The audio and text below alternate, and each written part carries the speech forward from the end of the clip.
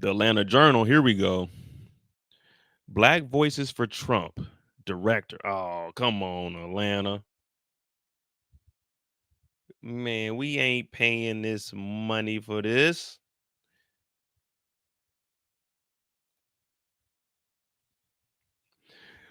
Hey, go figure.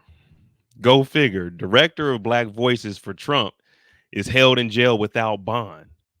Harrison Floyd became first MAGA ally to be booked behind bars in Georgia election fraud case.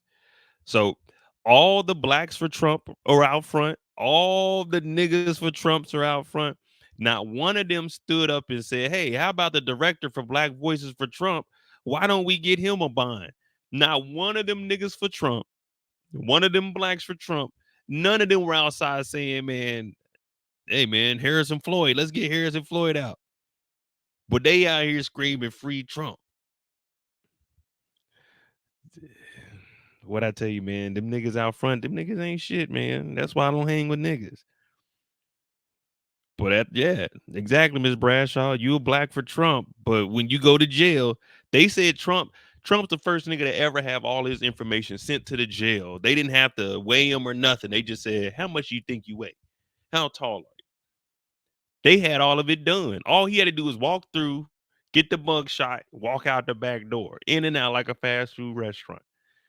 While Harrison Floyd, his ass, sitting in here.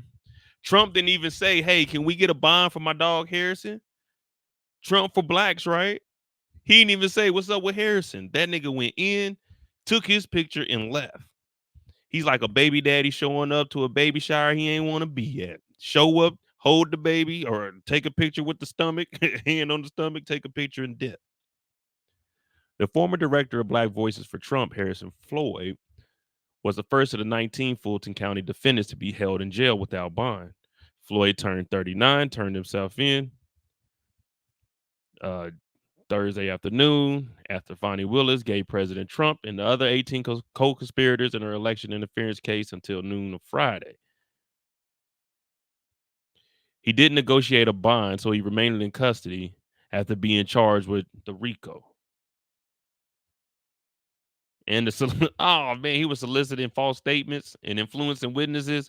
Oh yeah, see man, you getting that's probably why he ain't get one. Well, he ain't negotiate one because his shit was about to be high because he was intimidating witnesses and influence. Oh, okay, I see why you didn't negotiate. They gonna probably tell you 500 or something. Floyd surrendered hours before Trump prepared to turn himself in. Braced to become the first former president in history to pose for a mugshot. Mark Meadows surrendered. Floyd was charged with attacking. Oh, that's why. Earlier this year, Floyd was charged with attacking an FBI agent who was working a special counsel, Jack Smith's parallel probe into the 2020 election interference by Trump and his allies. An affidavit says Floyd body slammed an agent who arrived at Rockville, Maryland home to subpoena him to. Come on.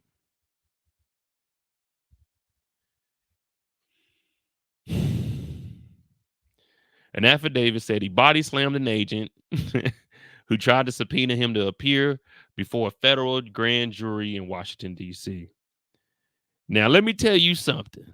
If I'm a federal agent and I got that thing on my hip and this nigga Harrison Floyd tried to body slam me, Harrison Floyd would not be posing for a mugshot today.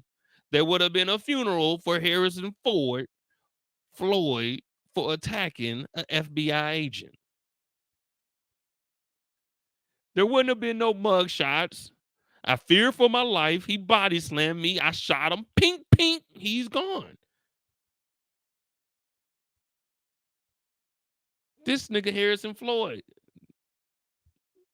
Now we got to look into that case for Harrison. We got to look into that case, Harrison.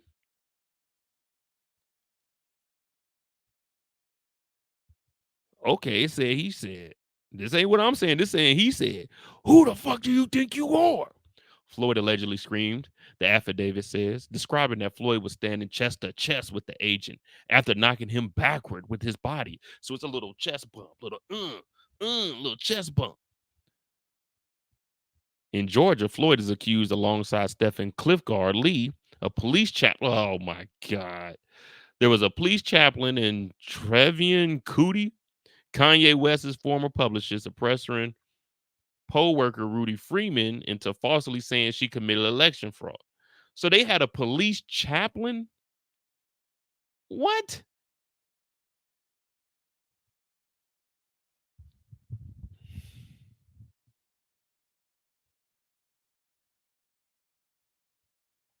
What was Harrison doing? See, they don't tell you none of this. So he body slammed the FBI agent. Then he was trying to tell Rudy Freeman, hey, Ruby Freeman, say that you committed election fraud. Say that you did it. See, no one brings that up. They just say, oh, the election was stolen. But we're seeing that he was threatening people. Ruby ain't want nothing to do with that. Ruby was like, man, I ain't commit no fraud, man. I ain't about to get up there and say that.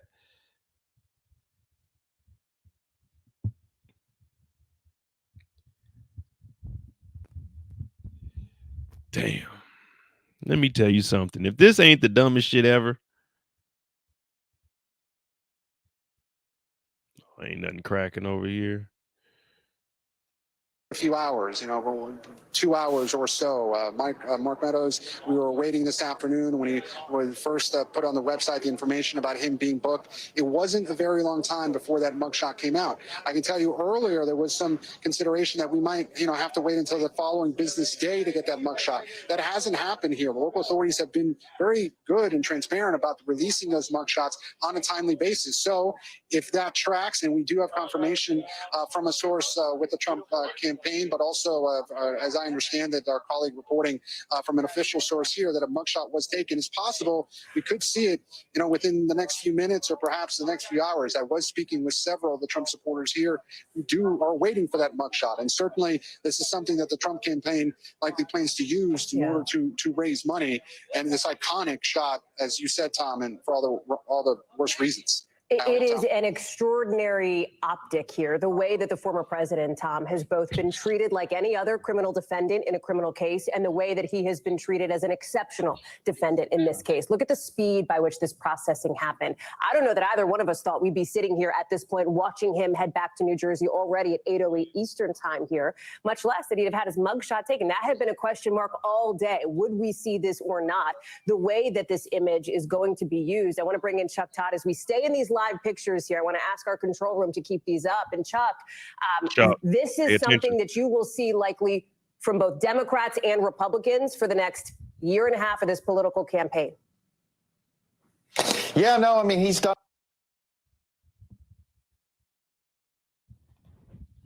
All right, back to this fool Harrison Floyd.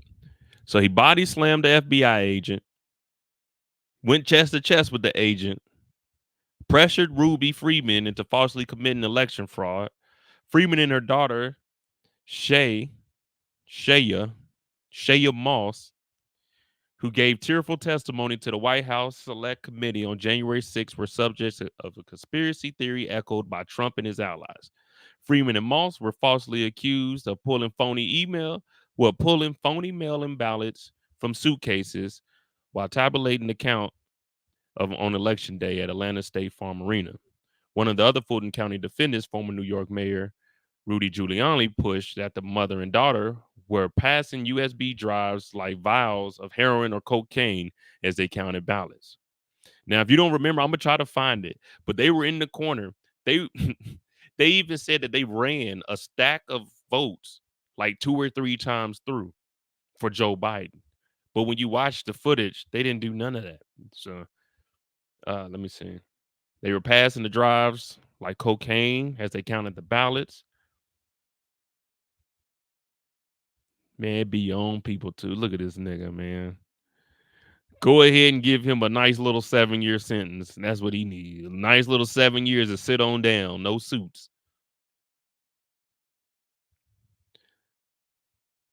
Look at Floyd over here.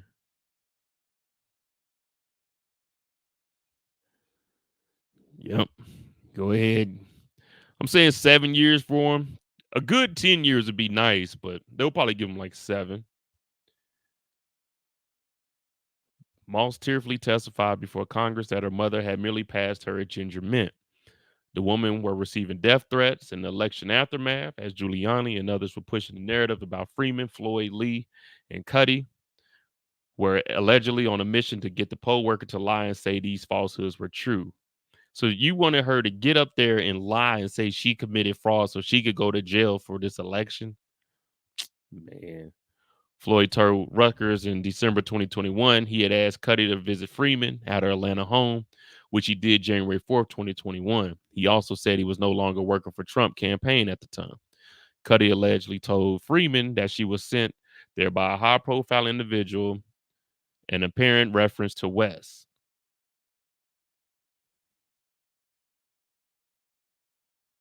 Oh my God. They tried to bring it in and say that Kanye West, because Cuddy used to work for, oh Lord, get the fuck out of here. These niggas.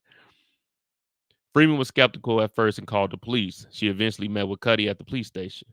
They obtained the body cam footage of an officer present at the meeting. I cannot say what specifically will take place, Cuddy told the poll worker. I just know that I will disrupt your freedom.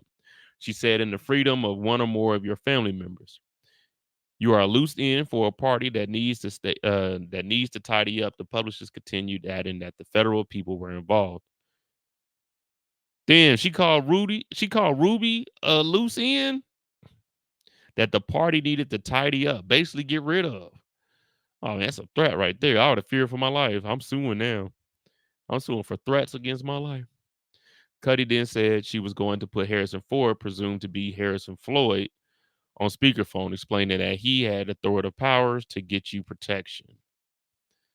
They then asked the officer to give them privacy so Floyd's conversation with Freeman wouldn't be captured.